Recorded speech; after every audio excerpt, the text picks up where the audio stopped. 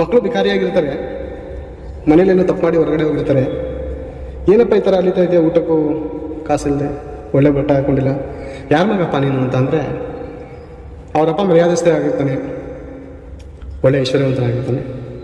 ಇಂಥವ್ರ ಮಗ ಅಂತ ಹೇಳಿದಾಗ ನಿಜವಾಗ್ಲೂ ಅವ್ರ ಮಗನ ಏನು ನೋಡೋ, ಅವ್ರು ನೋಡೋ ಹೆಂಗಿದ್ದಾರೆ, ನೀನು ಯಾಕೆ ಹೆಂಗಿದ್ಯಾ, ಏನಾಯ್ತು, ಯಾಕೆ ಮನೆ ಬಿಟ್ಟು ಬಂದಿದ್ಯಾ, ಯಾಕೆ ಬಂದಪ್ಪ? ಇದೇ ರೀತಿ ಇಬ್ಬರು ಮಕ್ಕಳಲ್ಲಿ ಒಬ್ಬ ಐಶ್ವರ್ಯವಂತನ ಮಗ ಲೂಕನ ಬರೆದ ಸುವಾರ್ತೆ 15ನೇ ಅಧ್ಯಾಯ 18ನೇ ವಚನದಲ್ಲಿ ನಾವು ನೋಡ್ಬೋದು. ಲೂಕನ ಬರೆದ ಸುವಾರ್ತೆಯಲ್ಲಿ ಒಂದು ಅದ್ಭುತವಾದಂಥ ಸಂದೇಶ ಇದೆ. ಇಬ್ಬರು ಮಕ್ಕಳಿರ್ತಾರೆ. ಆ ಇಬ್ಬರು ಮಕ್ಕಳಲ್ಲಿ ಒಬ್ಬ ಮಗ ಏನು ಮಾಡ್ತಾನೆ ಅಂದರೆ, ಅಪ್ಪ ಆಸ್ತಿ ಐತಲ್ಲ, ನಾನು ಸಂಪಾದನೆ ಮಾಡ್ಕೊಟ್ಟಿದ್ನಲ್ಲಪ್ಪ, ನಾನು ಹೊಲಾಗಿದ್ದು ಗಾರೆ ಕೆಲ್ಸಕ್ಕೆ ಹೋಗಿ ದನ ಕಾಯ್ದು ನೀನು ತಗೊಬಂದು ಜೋಗ್ ತುಂಬ ದುಡ್ಡು ಬ್ಯಾಂಕೆಲ್ಲ ನಾನು ಡಿಪಾಸಿಟ್ ಮಾಡಿದ್ನಲ್ಲಪ್ಪ, ಆ ದುಡ್ಡನ್ನ ಕೊಡು, ನಾನು ತಗೋಯ್ತೀನಿ.